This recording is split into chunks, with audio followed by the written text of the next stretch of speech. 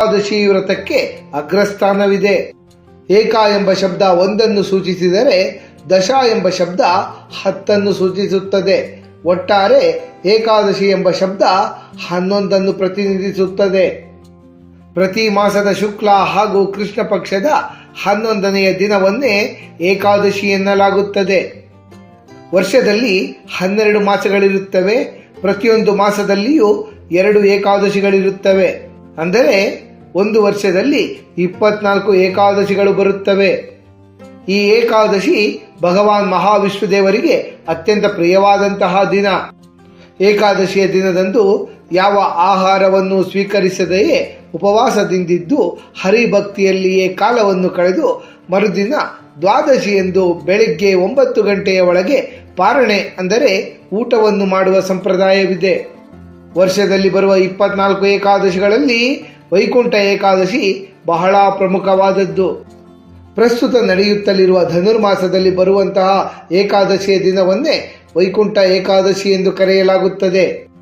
ಈ ಭೂಮಿಯ ಮೇಲೆ ಹುಟ್ಟಿದ ಪ್ರತಿಯೊಬ್ಬ ವ್ಯಕ್ತಿಯೂ ಸಹ ಮೋಕ್ಷವನ್ನು ಪಡೆಯಬೇಕೆಂಬ ಆಸೆಯನ್ನು ಹೊಂದಿರುತ್ತಾನೆ. ಅಂಥವರ ಇಚ್ಛೆಯನ್ನು ಕೈಗೂಡಿಸಲು ಇರುವ ಮೋಕ್ಷದ ಮೆಟ್ಟಿಲೇ ವೈಕುಂಠ ಏಕಾದಶಿ. ಪ್ರಸ್ತುತ 2025ರ ವೈಕುಂಠ ಏಕಾದಶಿ ಡಿಸೆಂಬರ್ 30ನೆಯ ತಾರೀಕಿನಂದು ಮಂಗಳವಾರ ಬಂದಿದೆ. ನಮ್ಮ ಈ ಪ್ರಸ್ತುತ ಸಂಚಿಕೆಯಲ್ಲಿ ವೈಕುಂಠ ಏಕಾದಶಿ ಏಕೆ ಶ್ರೇಷ್ಠವಾದದ್ದು, ಈ ದಿನವನ್ನು ಹೇಗೆ ಆಚರಣೆ ಮಾಡಬೇಕು, ವೈಕುಂಠ ಏಕಾದಶಿ ಆಚರಣೆಯಿಂದ ದೊರೆಯುವಂತಹ ಪುಣ್ಯ ಫಲಗಳಾವುವು ಎಂಬಿತ್ಯಾದಿ ಕುತೂಹಲಭರಿತ ಮಾಹಿತಿಗಳನ್ನೆಲ್ಲ ಒಂದೊಂದಾಗಿ ತಿಳಿದುಕೊಳ್ಳೋಣ. ವೈಕುಂಠ ಏಕಾದಶಿಯ ಮಹತ್ವ. ಸೂರ್ಯ ದಕ್ಷಿಣಾಯನದಿಂದ ಉತ್ತರಾಯಣಕ್ಕೆ ಬದಲಾಗುವುದಕ್ಕೂ ಮೊದಲು ಬರುವಂತಹ ಏಕಾದಶಿಯನ್ನೇ ವೈಕುಂಠ ಏಕಾದಶಿ ಎಂದು ಕರೆಯಲಾಗುತ್ತದೆ. ವೈಕುಂಠ ಏಕಾದಶಿ ಎಂಬ ಪದದಲ್ಲಿ 2 ಪದಗಳು ಸೇರಿಕೊಂಡಿವೆ. ಮೊದಲನೆಯದು ವೈಕುಂಠ, ಎರಡನೆಯದು ಏಕಾದಶಿ. ವೈಕುಂಠ ಎಂದರೆ ವಿಷ್ಣುಲೋಕ. ವೈಕುಂಠ ಏಕಾದಶಿ ವೈಕುಂಠದ ಉತ್ತರದ ಬಾಗಿಲು ತೆರೆಯುವಂತಹ ಸುದಿನ.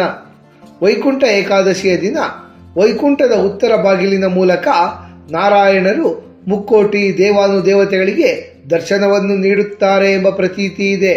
ಹಾಗಾಗಿಯೇ ವೈಕುಂಠ ಏಕಾದಶಿಗೆ ಮುಕ್ಕೋಟಿ ಏಕಾದಶಿ ಎಂಬ ಹೆಸರೂ ಸಹ ಇದೆ. ಅಂದರೆ ವೈಕುಂಠ ಏಕಾದಶಿಯ ಇಡೀ ದಿನ ಭಗವಾನ್ ಮಹಾವಿಷ್ಣು ದೇವರು ತಮ್ಮ ವೈಕುಂಠದ ಬಾಗಿಲನ್ನು ತೆರೆದಿಟ್ಟಿರುತ್ತಾರಂತೆ. ಸಾಮಾನ್ಯವಾಗಿ ಮಹಾವಿಷ್ಣು ದೇವರ ಭಕ್ತರು ಎಲ್ಲ ಏಕಾದಶಿ ಎಂದು ಉಪವಾಸವನ್ನು ಆಚರಿಸುತ್ತಾರೆ. ಆದರೆ ವೈಕುಂಠ ಏಕಾದಶಿಯನ್ನು ಸರ್ವಶ್ರೇಷ್ಠವೆಂದೇ ಬಣ್ಣಿಸಲಾಗುತ್ತದೆ. ಈ ವೈಕುಂಠ ಏಕಾದಶಿಯ ಉಪವಾಸ ಉಳಿದ 23 ಏಕಾದಶಿಗಳ ವ್ರತವನ್ನು ಆಚರಿಸಿದ ಫಲವನ್ನು ನಮ್ಮದಾಗಿಸುತ್ತದೆ ಎಂದು ವಿಷ್ಣು ಪುರಾಣ ಉಲ್ಲೇಖಿಸುತ್ತದೆ. ವರ್ಷದಲ್ಲಿ ಯಾವ ಏಕಾದಶಿಗಳಲ್ಲಿಯೂ ಸಹ ಉಪವಾಸವನ್ನು ಮಾಡದೇ ಇರುವವರು ವೈಕುಂಠ ಏಕಾದಶಿಯ ದಿನ ಉಪವಾಸವನ್ನು ಕೈಗೊಂಡರೆ ಎಲ್ಲ ಏಕಾದಶಿಗಳಂದು ಉಪವಾಸವನ್ನು ಮಾಡಿದ ಫಲ ದೊರೆಯುತ್ತದೆ. ವೈಕುಂಠದ ಬಾಗಿಲು ತೆರೆದಿರುವುದರಿಂದ ವೈಕುಂಠ ಏಕಾದಶಿಯ ದಿನ ಮರಣ ಹೊಂದಿದವರಿಗೆ ನೇರವಾಗಿ ವೈಕುಂಠ ಲೋಕ ಪ್ರಾಪ್ತವಾಗುತ್ತದೆ ಎಂಬ ನಂಬಿಕೆ ಇದೆ. ವೈಕುಂಠ ಏಕಾದಶಿಯ ಪುರಾಣ ಕಥೆ. ಭಾಗವತ ಪುರಾಣದಲ್ಲಿ ವೈಕುಂಠ ಏಕಾದಶಿಯ ಕುರಿತು ಒಂದು ಕುತೂಹಲಕಾರಿ ಪೌರಾಣಿಕ ಕಥೆ ಇದೆ. ಅದುವೇ ದ್ವಾಪರಾಯುಗದಲ್ಲಿ ಪ್ರಭು ಶ್ರೀಕೃಷ್ಣ ಪರಮಾತ್ಮರು ಗೋಪಾಲಕರಿಗೆ ವೈಕುಂಠ ದರ್ಶನ ಮಾಡಿಸಿದ ಕಥೆ. ಈ ಕಥೆಯ ಪ್ರಕಾರ ಗೋಕುಲದಲ್ಲಿ ಪ್ರಭು ಶ್ರೀಕೃಷ್ಣ ಪರಮಾತ್ಮರ ತಂದೆ ನಂದಗೋಪರು ಏಕಾದಶಿ ವ್ರತವನ್ನು ತಪ್ಪದೇ ಆಚರಿಸುತ್ತಿರುತ್ತಾರೆ. ಒಮ್ಮೆ ಎಂದಿನಂತೆಯೇ ನಂದಗೋಪರು ಏಕಾದಶಿ ವ್ರತವನ್ನು ಆಚರಿಸಿ ಮರುದಿನ ದ್ವಾದಶಿ ಪಾರಣೆಯನ್ನು ಮಾಡಬೇಕಾಗಿರುತ್ತದೆ. ದ್ವಾದಶಿಯಂದು ಬೇಗನೆ ಸ್ನಾನ ಮಾಡಿ ಪೂಜಾ ಕಾರ್ಯಗಳನ್ನು ಮುಗಿಸಿ ಪಾರಣೆಯನ್ನು ಮಾಡಬೇಕೆಂದು ಎಣಿಸಿ ಬೆಳಗಿನ ಜಾವಕ್ಕೂ ಮೊದಲೇ ಯಮುನಾ ನದಿಗೆ ನಂದಗೋಪರು ಸ್ನಾನಕ್ಕೆ ತೆರಳುತ್ತಾರೆ. ಅದು ರಾಕ್ಷಸರು ಸಂಚಾರ ಮಾಡುವ ಸಮಯವಾಗಿರುತ್ತದೆ. ನಂದಗೋಪ ಯಮುನೆಯಲ್ಲಿ ಸ್ನಾನವನ್ನು ಮಾಡಲು ಮುಳುಗಿರುವಾಗ ವರುಣ ದೇವನ ಸೇವಕನಾದ ರಾಕ್ಷಸನೊಬ್ಬ ನಂದಗೋಪನನ್ನು ವರುಣನ ಬಳಿಗೆ ಕರೆದೊಯ್ಯುತ್ತಾನೆ. ಇತ್ತ ನಂದಗೋಪ ಎಷ್ಟು ಹೊತ್ತಾದರೂ ಸಹ ಬಾರದಿದ್ದರಿಂದ ಗೋಪಾಲಕರೆಲ್ಲರೂ ಚಿಂತಿತರಾಗುತ್ತಾರೆ. ಈ ವಿಷಯ ಪ್ರಭು ಶ್ರೀಕೃಷ್ಣ ಪರಮಾತ್ಮರಿಗೂ ಸಹ ತಿಳಿಯುತ್ತದೆ. ಆಗ ಶ್ರೀಕೃಷ್ಣ ಪರಮಾತ್ಮರು ಗೋಪಾಲಕರಿಗೆಲ್ಲ ಚಿಂತೆ ಮಾಡಬೇಡಿ, ನನ್ನ ತಂದೆಯನ್ನು ಕರೆತರುತ್ತೇನೆ ಎಂದು ವಚನವನ್ನು ನೀಡುತ್ತಾರೆ. ನಂತರ ವರುಣಲೋಕಕ್ಕೆ ತೆರಳುತ್ತಾರೆ.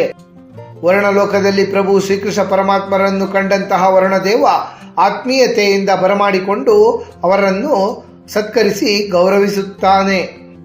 ತನ್ನ ಸೇವಕ ರಾಕ್ಷಸ ತಿಳಿಯದೆ ಮಾಡಿದ ಕೃತ್ಯಕ್ಕಾಗಿ ಪ್ರಭು ಶ್ರೀಕೃಷ್ಣ ಪರಮಾತ್ಮರಲ್ಲಿ ಕ್ಷಮೆಯನ್ನು ಯಾಚಿಸುತ್ತಾನೆ. ನಂತರ ವರುಣದೇವನ ಕ್ಷಮೆಯನ್ನು ಮನ್ನಿಸಿದಂತಹ ಪ್ರಭು ಶ್ರೀಕೃಷ್ಣ ಪರಮಾತ್ಮರು ವಿವಿಧ ರೂಪಗಳಲ್ಲಿ ವರುಣದೇವನಿಗೆ ದರ್ಶನವನ್ನು ಕೊಟ್ಟು ಆಶೀರ್ವಚನವನ್ನು ನೀಡಿ ತಮ್ಮ ತಂದೆಯನ್ನು ಕರೆದುಕೊಂಡು ಗೋಕುಲಕ್ಕೆ ಹಿಂದಿರುಗುತ್ತಾರೆ.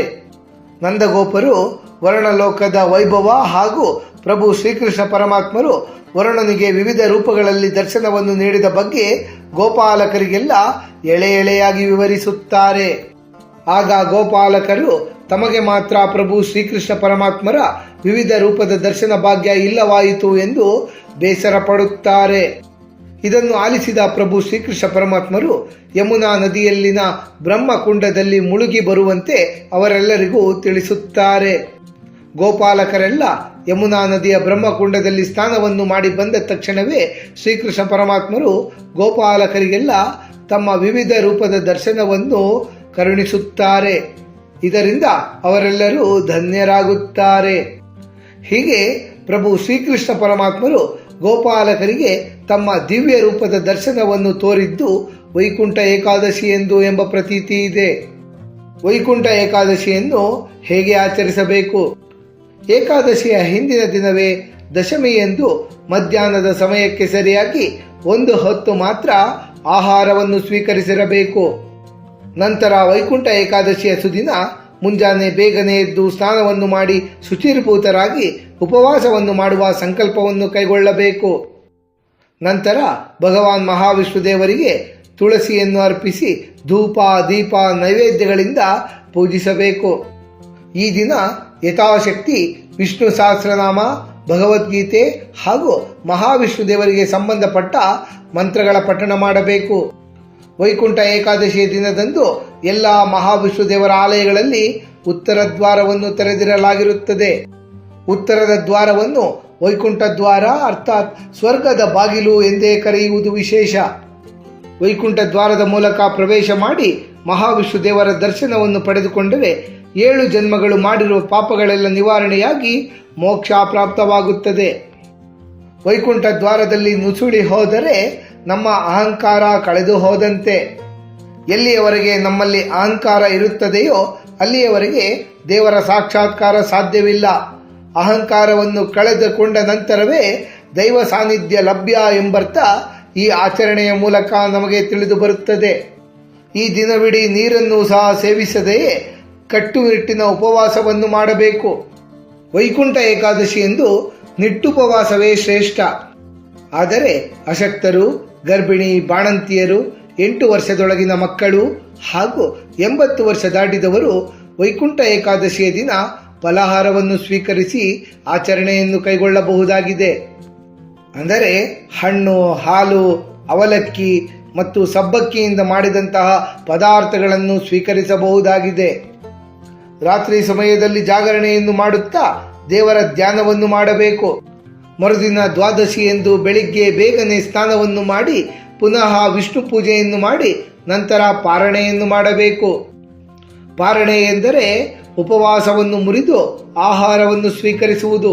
ಸಾಮಾನ್ಯವಾಗಿ ದ್ವಾದಶಿಯ ಪಾರಣೆಯನ್ನು ಬೆಳಿಗ್ಗೆ 9ರ ಒಳಗೆ ಮಾಡಲಾಗುತ್ತದೆ.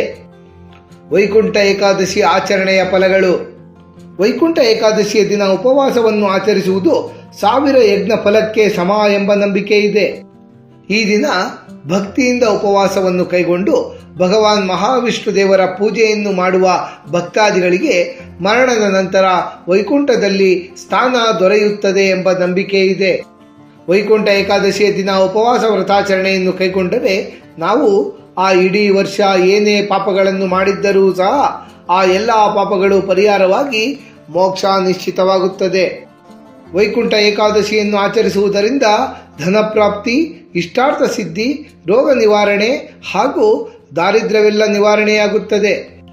ವೈಕುಂಠ ಏಕಾದಶಿ ಎಂದು ಭಗವಾನ್ ಮಹಾವಿಷ್ಣು ದೇವರ ದರ್ಶನವನ್ನು ಪಡೆದುಕೊಂಡರೆ ವಿಷ್ಣು ಸಮೇತ ಮುಕ್ಕೋಟಿ ದೇವರುಗಳ ದರ್ಶನವನ್ನು ಮಾಡಿದ ಪುಣ್ಯ ಫಲ ನಮ್ಮದಾಗುತ್ತದೆ.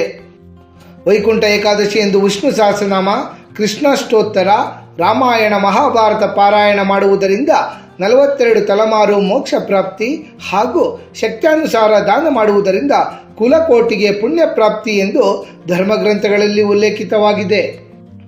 ಆತ್ಮೀಯರೇ, ವೈಕುಂಠ ಏಕಾದಶಿಯ ಕುರಿತಾಗಿ ಸಮಗ್ರ ಮಾಹಿತಿಯನ್ನು ತಿಳಿದುಕೊಂಡ ನಮಗೆಲ್ಲರಿಗೂ ಆ ಭಗವಂತನ ಕೃಪಾಕಟಾಕ್ಷ ಸದಾಕಾಲ ಇರಲೆಂದು ಕೋರಿಕೊಳ್ಳುತ್ತಾ ಈ ದಿನದ